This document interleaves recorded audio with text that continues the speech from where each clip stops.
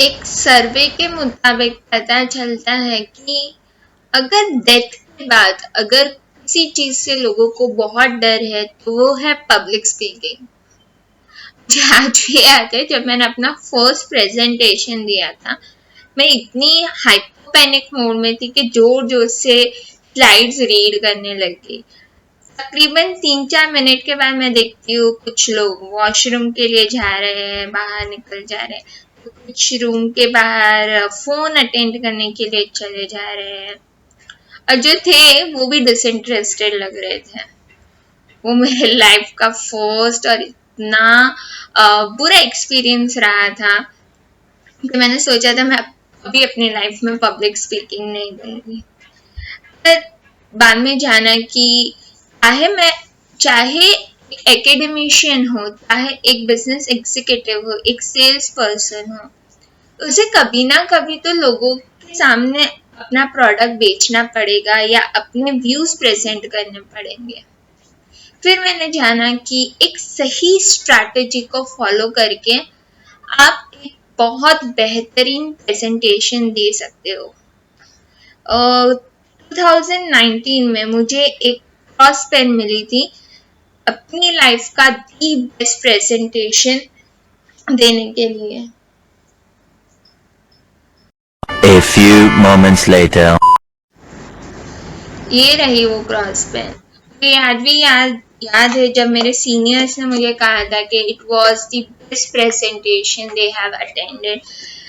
देखा जाए तो ये नॉर्मल सी पेन है, पर काफी सारी अच्छी यादें जुड़ी हुई है मेरी इस क्रॉस पेन के साथ। अगर आप भी चाहते हो कि आप अपने प्रेजेंटेशन स्किल्स को एस कर पाओ तो ये वीडियो आप ही के लिए है।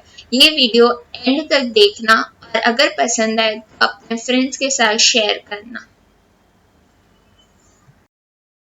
आजकल प्रेजेंटेशन स्किल्स एक बहुत इम्पोर्टेंट पार्ट है सिलेबस का, चाहे वो हायर एजुकेशन हो या बिजनेस स्कूल हो।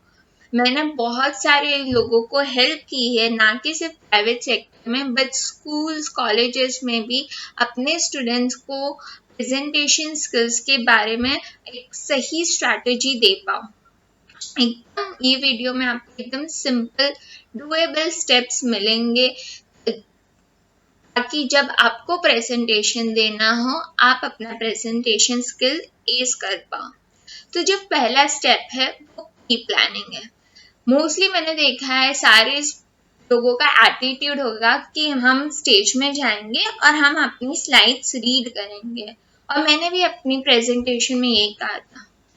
तो पहला ये जो एटीट्यूड है कि हम जाके रीड ही करेंगे, इस ये एटीट्यूड को अपने दिमाग से निकालो। कोई भी इंसान या कोई भी ऑडियंस जो बैठी हुई है वो इसलिए नहीं आ रही है आपको सुनने ताकि आपसे स्लाइड से रीड करो। देखो, रीडिंग करना एक इसी ड्राइड फ्लावर जैसा है।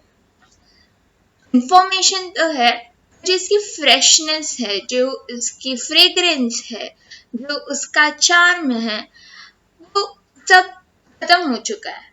तो reading from the slide is just like a dried flower, so never ever read from your slide.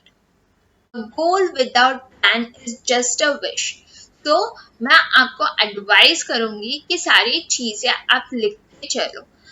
मेरी फर्स्ट एडवाइस है आपको कि आप एक WH क्वेश्चन शीट प्रिपेयर करो, जिसमें आप बहुत सारे क्वेश्चंस का आंसर दो, जैसे कि answer this WH questions like who will attend this presentation, what is the purpose of this presentation, what is the venue of the presentation, whether the presentation will be offline, online or hybrid mode. Hybrid is nothing but digital plus offline mode is a hybrid mode. Answer this question. a good picture is worth 1,000 words. The second step while giving presentation is planning a graphic aids. Now graphic aids क्या होते हैं? Graphic ads आपके facilities के available के हिसाब से आप या तो 335 mm स्लाइड्स प्रिपेयर कर सकते हो, या फिर आप ओवरहेड प्रोजेक्टर्स यूज कर सकते हो, या तो फिर आप एक पावर पॉइंट प्रेजेंटेशन दे सकते हो। अब 35 mm स्लाइड्स अगर आप यूज कर रहे हो तो कंपल्सरी जो भी रूम है आपका वो डार्क ही होना चाहिए, तो ही वो इफेक्टिव प्रेजेंटेशन होगा। अब इसमें सबसे बड़ा डिसएडवांटेज है, आपको पता ही नहीं चलेगा कि आपके जो ऑडियंस है वो सो गए हैं या रूम के अंदर है भी या नहीं, या सुन रहे हैं भी या नहीं। तो ये एक बड़ा डिसएडवांटेज है। सेकेंड है ओवरहेड प्रोजेक्टर। अब ओवरहेड प्रोजेक्टर बहुत पॉपुलर हो गए सारे एजुकेशन इंस्टीट्यूट्स में, स्कूल्स कॉलेजेस में। अब ये लाइटेड, फुल्ली लाइटेड रूम में भी काम करता है, इसके लिए बहुत प्रिफर्ड है कि आप ओवरहेड प्रोजेक्टर्स यूज करो। और थर्ड है पावर पॉइंट प्रेजेंटेशन।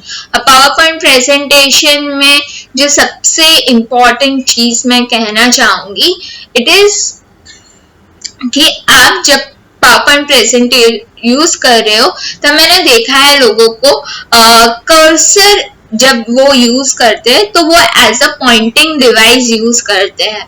मेरा सजेशन है कि कभी भी कर्सर को as a pointing device use मत कीजिए।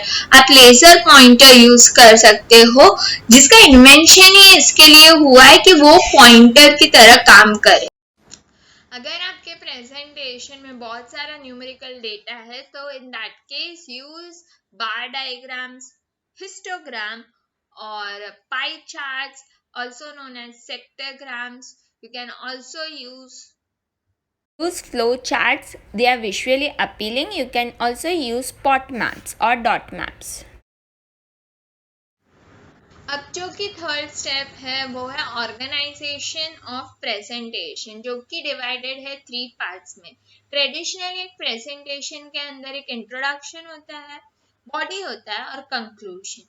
अपना नेक्स्ट स्टेप है planning and introduction of your presentation. एक अच्छा प्रेजेंटेशन या तो एक इंटरेस्टिंग स्टेटमेंट के साथ स्टार्ट हो सकता है, या तो फैक्ट के साथ स्टार्ट हो सकता है। कोई चुटकुला या जोक के साथ स्टार्ट कर दो तो बहुत अच्छा रहेगा। कोटेशन के साथ स्टार्ट कर सकते हो, एक वार्म अप एक्टिविटी के साथ स्टार्ट कर सकते हो, और या तो एनालॉजी के साथ भी स्टार्ट कर सकते हो। एनालॉजी मतलब कंपैरिजन आप कर सकते हो, जैसे आप कंपेयर कर सकते हो चाइना, यूएसए और इंडिया का, लेट्स से सपोज जीडीपी के बारे में, या तो टाइम के रिलेटेड आप कंपैरिजन कर सकते हो, जैसे 2021 में क्या चेंजेस आए थे, कंपेरेटिव अगर उसको 2002 के साथ कंपेयर करें तो आप या तो एनालॉजी भी दे सकते हो। जब भी आप इंट्रोड्यूस करो अपने आप को तो एक वार्मथ आनी चाहिए, ताकि ऑडियंस आपके साथ कनेक्टेड फील कर पाए। मैंने देखा है बहुत सारे बडिंग प्रेजेंटर्स को ये गलती करते हुए, वो बोलेंगे, वो इतना शो ऑफ कर देंगे अपने इंट्रोडक्शन में कि मैं ये हूँ, मैं वो हूँ, मैं ऐसा हूँ, मैं वैसा हूँ। तो जहाँ तक हो सके प्लीज आप ऑडियंस को ऐसा मत जताइए कि आप उनसे बहुत ऊपर हो। ऑडियंस को, एक दर्शकों को आपको ऐसे देखना चाहिए कि आप एक नॉलेजेबल और एक स्मार्ट फ्रेंड हो, ना कि एक स्कॉलरली पर्सन, एकदम एरोगेंट पर्सन। ऐसा मत करना, नहीं तो ये बहुत डिजास्ट्रस हो सकता है। अब यहाँ पर body of the presentation plays a major role. भले इसको बॉडी बोला जाता है बट ये सोल है, ये जान है आपके प्रेजेंटेशन की। यहाँ पर आप अपने ऑडियंस को आपका मेन कंटेंट डिलीवर करेंगे। आप यहाँ पे जितने हो सके उतने examples, illustration, statistics, charts, videos, example दो, ताकि आप अपने ऑडियंस को अपनी बात, अपने पॉइंट ऑफ व्यू क्लियरली बता पाओ।